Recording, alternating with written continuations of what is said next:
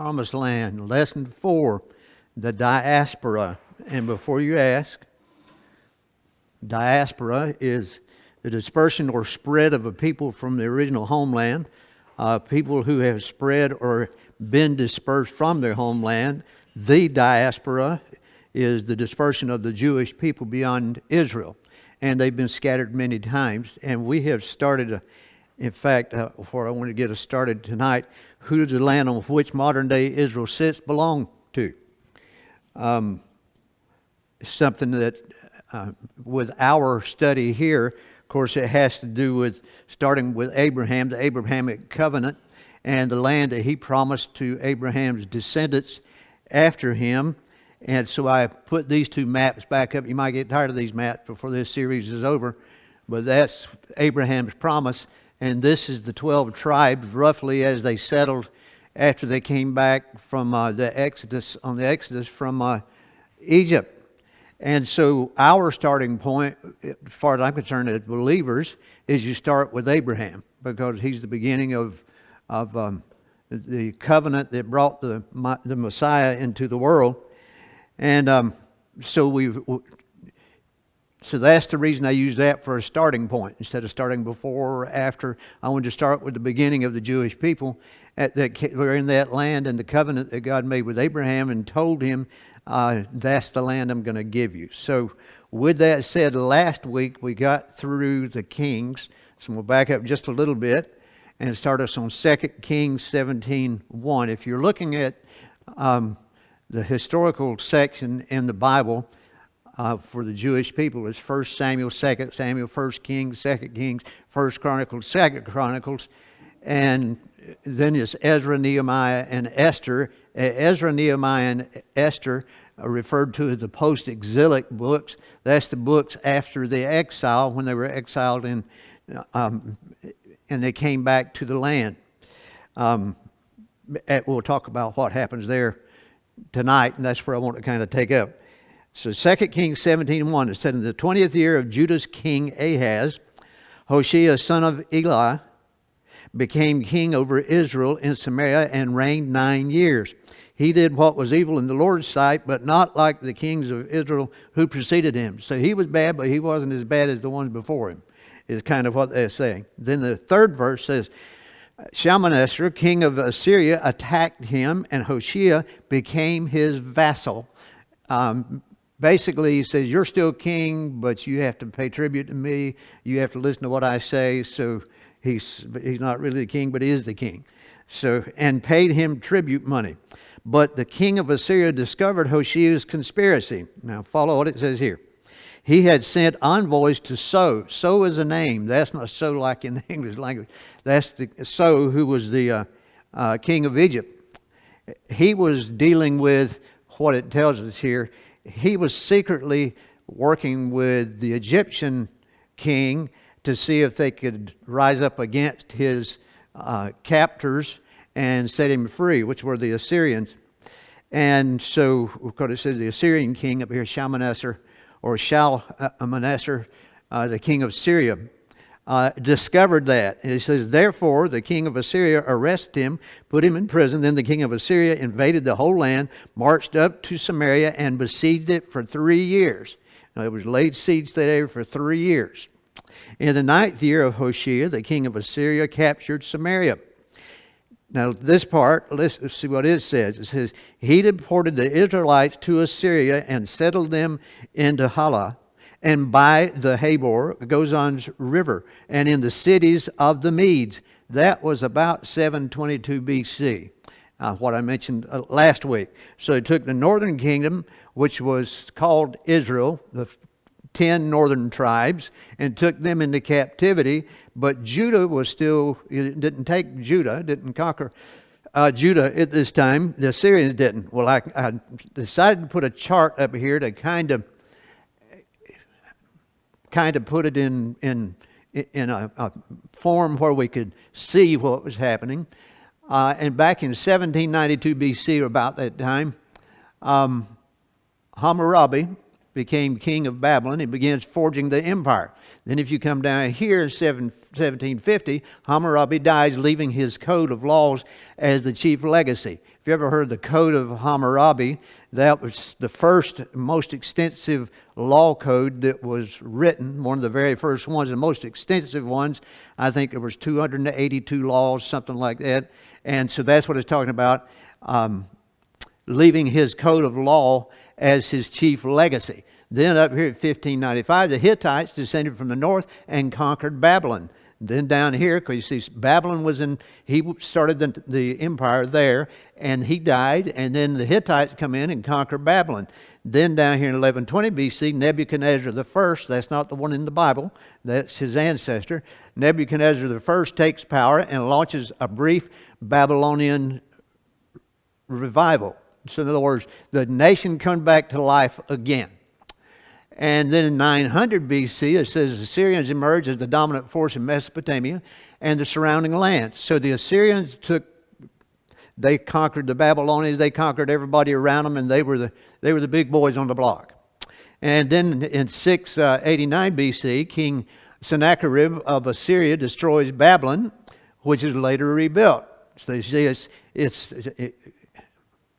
you can see during the past history, back before Jesus' time, many years before then, there was this nation taking over this nation, who would take over this nation, then another nation would take over these, and they were always conquering each other. And so he destroyed Babylon, and he became the ruler, the Assyrian ruler. Then about 612 BC, the Babylonians defeated the Assyrians and inherit their empire. So they once again, the Babylonians are back in power. Then down here you see Jerusalem falls to the Babylonian army of Nebuchadnezzar II. That's the one in the Bible. And then in 539 BC, Babylon falls to Cyrus the Great of Persia. So you can see the flow of what's going on here, and that's in line with what we're going to be talking about tonight, and trying to get our head around what's happening here. 2 Kings 17:24. Then the king of Assyria now listen, this is key, this is important.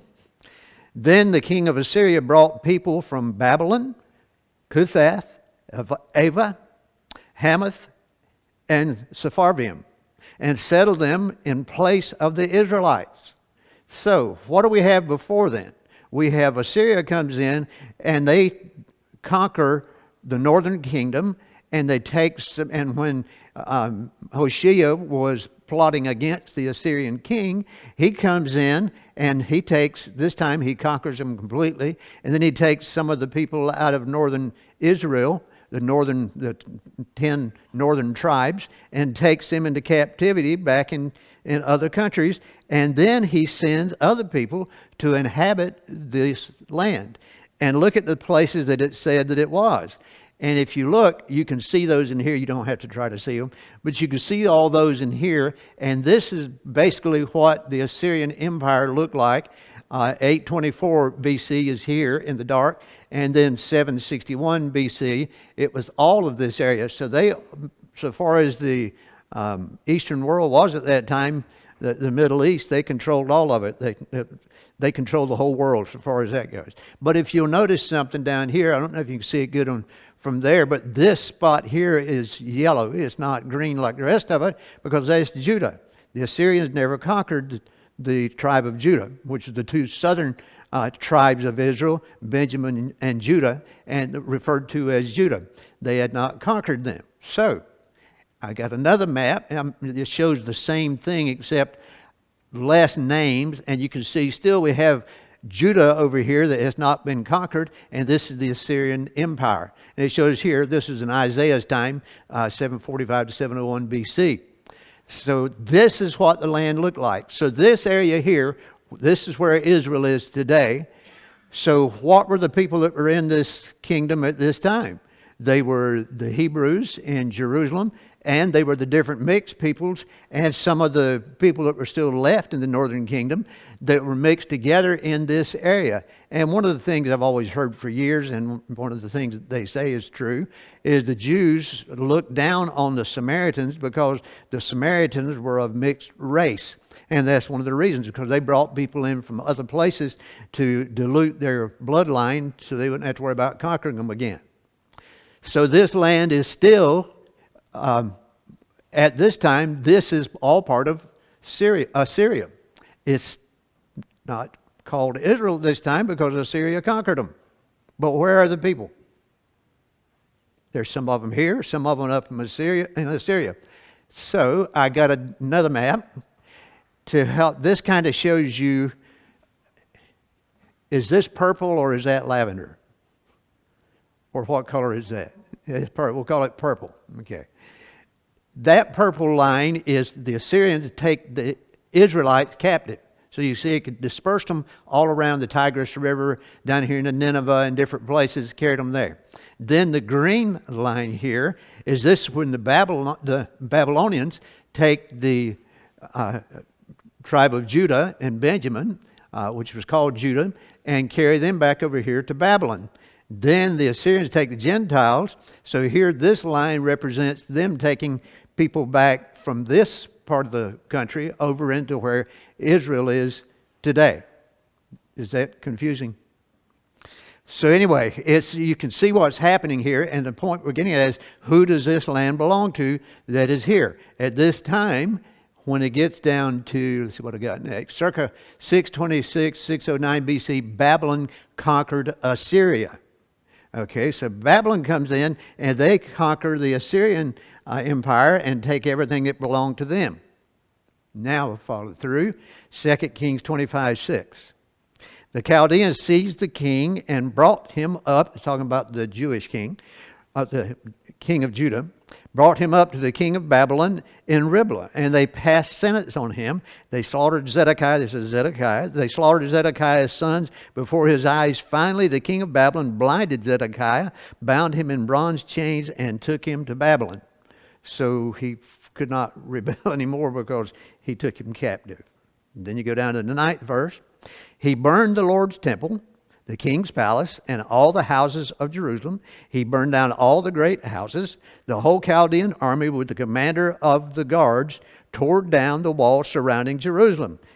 Nebuzaradan, the commander of the guards, deported the rest of the people who were left in the city, the deserters who had defected to the king of Babylon, and the rest of the population. But the commander of the guards left some of the poorest of the land to be vine dressers and farmers. So he took captives out of Judah, the kingdom of Judah, which is the southern two tribes of Israel. He took some of those in captive back, but he left some to tend the land. So we still have Jews in the land at that time. It's just that there was not as many of them because they'd carried some of them off. And we'll get into numbers in just a little bit. 2 Chronicles 36:5. Jehoiakim was 25 years old when he became king and reigned 11 years in Jerusalem. He did what was evil in the sight of the Lord his God. Now Nebuchadnezzar, a king of Babylon, attacked him and bound him in bronze shackles to take him to Babylon. Also Nebuchadnezzar, and the reason I wanted to go to Chronicles on this, which is a parallel to the other one in Kings, took some of the utensils of the Lord's temple to Babylon and put them in his temple in Babylon. So he not only took people, he took some of the implements, the gold and silver and stuff out of the temple and carried it to Babylon with him. Then Daniel 1:2. See, all these are kind of running together. Daniel 1:2. The Lord handed Jehoiakim, king of Judah, over to him, along with some of the vessels from the house of God. Nebuchadnezzar carried them to the land of Babylon, to the house of his God, and put the vessels in the treasury of his God. So he carried people captive out of here. So the Assyrians had already taken the northern kingdom into captivity and sent other people back to populate it. Then the king of Babylon conquers Assyria. And then when he conquers Assyria, then he conquers Judah. And he conquered Judah and takes the king in and takes some of the vessels and things out of the temple with him to Babylon. And the Babylonian Empire would look something like this. So it expanded some from what the Assyrians had. So not only did they conquer the Assyrians, they took other lands as well. And Nebuchadnezzar II was you've heard the Hanging Gardens of Babylon? He's the one that had those built, and they had those built for one of his wives. They're saying when you're coming across the plains, it looked like a garden hanging up in the air because it was terraced and it had greenery, so they had to irrigate all of this. So it looked like the side of a hill that they had built with the terraces on it for the Hanging Gardens of Babylon. This was the Babylonian Empire. This is a quote from Bible History Daily. The Babylonian exile began in 587 BCE with the deportation of Judahite King Jehoiachin, his family, skilled craftsmen, warriors, and 10,000 additional captives. It's in 2 Kings 24:12 through 16. Two more deportations took place, one in 586 BCE when Jerusalem and the temple were destroyed, and another in 582 BCE. Jeremiah 52:28 through 30 claims that a total of 4,600 Judahites were displaced in the Babylonian exile. This according to this particular writer here. Now, that brings us to Daniel 5. So far we got it where the Assyrians capture the northern kingdom, take them into captivity. They send other people back to populate the area to mix the races that were there and make them where they were not of pure blood anymore, is what I said. It doesn't say that in the Bible.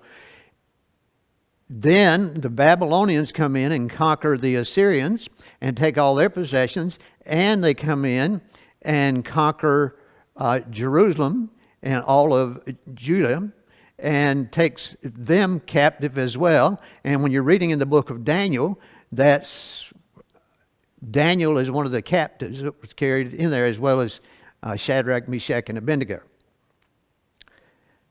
Hananiah, Mishael, and Azariah, I think were their Hebrew names. So Daniel 5:1. Now we're progressing along here to see what happens with this area. King Belshazzar held a great feast for 1,000 of his nobles and drank wine in their presence. Under the influence of the wine, Belshazzar gave orders to bring in the gold and silver vessels that his predecessor, Nebuchadnezzar, had taken from the temple. So they went in and got some of the vessels out of that had been taken from the temple many years before. It says, so that the king and his nobles, wives, and concubines could drink from them. They brought in the gold vessels that had been taken from the temple, the house of God in Jerusalem. And the king and his nobles, wives, and concubines drink from them. They drank the wine and praised their gods made of gold and silver, bronze, iron, wood, and stone. So he threw a big party. 1,000 people had a big party. We don't know how long it went on. There's different accounts of how long it went on. But they threw a big party, and they were using the vessels out of the temple is what part of what they were drinking out of. Then in verse 5. At that moment, the fingers of a man's hand appeared and began writing on the plaster of the king's palace wall next to the lampstand.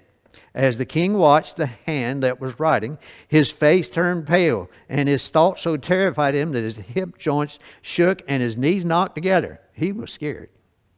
This disturbed him when he saw his hand writing on the wall. All of a sudden, and to kind of fill in before we get, well, let me go ahead and do this, then I'll fill it in. 25th verse. This is the writing that was inscribed. Mene, mene, tekel, parsin.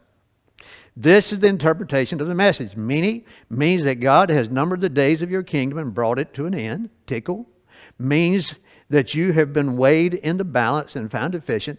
Paris means that your kingdom has been divided and given to the Medes and the Persians. So what's occurring here is now the Persians along with the Medes, but mainly the Persians, have come in and they've conquered the Babylonians. And it was during this party that Belshazzar was having when this occurred. But this, you remember, many years after Daniel had first come into the kingdom, and he had told Nebuchadnezzar about his dream and so on. And so and he was in good graces with Nebuchadnezzar, but Nebuchadnezzar dies. A couple of generations later, Belshazzar comes on, and he hasn't heard of Daniel. And he sees his handwriting on the wall that you see here, and he's trying to find some of his wise men, the soothsayers, that can interpret what this means. He can give him the meaning of these words. And somebody says, well, now, is this fellow named Daniel? He was back over there and in the days of your ancestors, and he could interpret dreams and he could tell what these things meant. So they sent for him, and he's the one that told them what this meant. Then Belshazzar gave an order, and they clothed Daniel in purple. And I don't have to read all this, but he's honoring Daniel and giving him, dressing him like a royal and making him third man in charge in the land at this time. So we've come from when the Assyrians had controlled it, then the Babylonians, and then after the Babylonians, now the Persians are in there. And that's important for a couple of reasons. But one is it helps tell us something about this area. Under Cyrus, Persia, the Medes and the Persians, they controlled all of this area. So this is all the way over into Turkey, where some of this land is. This is Turkey today. Down here is where Israel, and that's Egypt and so on. But they controlled all of this area. Why is Cyrus important? And why is he important as far as who the Jewish people are and what went on with the land and what went on with the people? And we're going to go to Ezra, the first chapter, to get a read on that, because all these were happening along together. In the first year of Cyrus, king of Persia, the word of the Lord spoken from Jeremiah was fulfilled. The Lord put it into the mind of King Cyrus to issue a proclamation throughout his entire kingdom and to put it in writing. And this is what his proclamation said. This is what King Cyrus of Persia says. The Lord, the God of heaven, has given me all the kingdoms of the earth and has appointed me to build him a house at Jerusalem in Judah. Whoever is among his people, may his God be with him.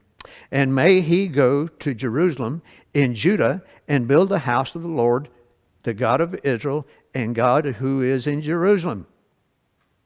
The God who is in Jerusalem. So look what he's doing here. He's telling the people here, now think about this. If all of us were taken out of this community here, a conqueror came in and conquered this community, and he took us all out and carried us 400 miles away and settled us down there, then our children grow up and our grandchildren grow up. They don't know anything about Jerusalem. Would they want to go back? I mean, how many of them would want to go back? But Ezra wanted to go back, and so King Cyrus sent him back. And they went back to rebuild Jerusalem. So here we're taking the people who've been taken out and to go back to re-inhabit the same area, which is now today Israel. Now, here is kind of the timeline, so we can kind of put all this together. Assyria conquered Israel, the northern kingdom, around 722 BC. After Nebuchadnezzar conquered Assyria, he invaded Judah in 605 BC. He conquered Judah completely in 586 BC. Then Persia conquered Babylon in about 539 BC. Cyrus' decree allowing the Jews to return to Judah around 539 BC. So the people have been taken out, and now they're being brought back. Some of them are coming back to rebuild the temple, to rebuild the walls of the city of Jerusalem. A lot of times when we're looking back in history like this, we're thinking about countries like the United States, the country Canada, the country Brazil, Venezuela, France, England, and so on. But many times you had a city that that city really constituted a state. They had some land around it that they farmed and raised their produce, but for the most part, they were not like we think about today when we're thinking about a nation. So you can see it goes from Assyria all the way through Cyrus. So they've been taken out, and now they're coming back to re-inhabit the area. And the question, think about is, well, who was in the land here while they were gone? Archaeological excavations and surveys have enabled the population of Judah before the Babylonian destruction to be calculated with a high degree of confidence to have been approximately 75,000 people in Judah. Okay? That's about the population of Jacksonville. Taking the different biblical numbers of exiles at their highest, 20,000, this would mean that only about 25% of the population had been deported to Babylon, with the remaining 75% staying in Judah. So who was in this area where Israel is today? Who was here during this time when they were in captivity? Well, there were still a bunch of the descendants of Abraham that were in this area, as well as people from other parts of the world. So it was never, during this time, it was never totally uninhabited by the descendants of Abraham. There were still many of them there. And like the northern kingdom, the 10 northern tribes, do you think when he deported those, he got every last person that was in all that area and hauled all of them off to Syria and different parts of the world? He didn't get them all, so they were still there. So there was a mix of people there. So who then inhabited the land of Israel, the northern kingdom and the southern kingdom of Judah during the exile, during the Assyrian Empire, through the Persian Empire? Who inhabited that area? Who was there during that time? Good and many of them were the descendants of Abraham. We think when we hear them taking them to and carrying them into exile, we're thinking like they carry. What would it take to take all the inhabitants of Jacksonville, because I said it's about the same population, and move them all 400 miles away? Could you do that?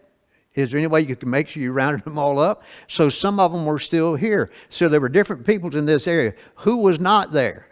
And you just think about that for a little bit. But who was not in that area? Who did that area not belong to? Who did not inherit that area at all at this time, and not even been there at this time? And let me back up a second. What religion was not even in existence at that time? Two of them. One's Christianity, the other one is Islam. They didn't exist yet. So it was the Jews who were there. Now, I want to kind of... This is, if you look in the last 12 chapters of the 13, really, of the Old Testament, you'll find the section that we call the prophets. The first are the major prophets, Isaiah, Jeremiah, Ezekiel, and Daniel. And Jeremiah, the book of Lamentations, follows Jeremiah because he wrote that book. And so, but this, I wanted to put them like this because you get an idea of the dates about when these men lived. Because we look at it, if we look at it, we'd say, well, the first one in our Bible is Isaiah. The next one's Jeremiah. Then we have Ezekiel. Then we have Daniel.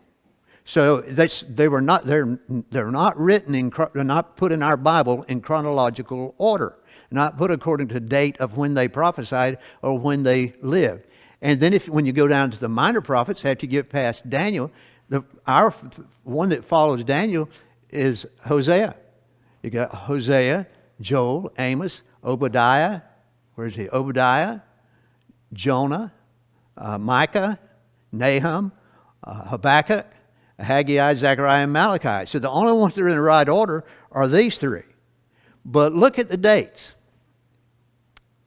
You can see that some of these were prophesying at the same time others of them were. There weren't just one right after another the way we have them in our Bible, but they were in this particular. Some of these were in Judah, were prophesying in Judah. Some of them were in Israel, in the northern kingdom. But here's what I want to look at and where I want to get us down for tonight. The last one is Malachi, and look at the year he died. What year was Jesus born?